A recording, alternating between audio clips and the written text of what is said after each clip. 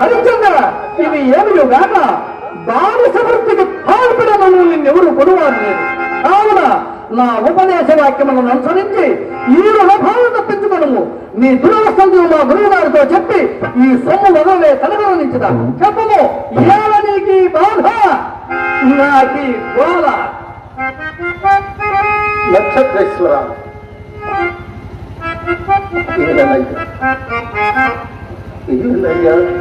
రకొంతగులు లేకపోతున్నావు.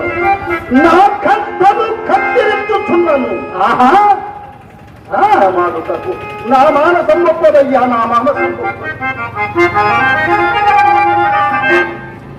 Harishchandra Chakravarthi,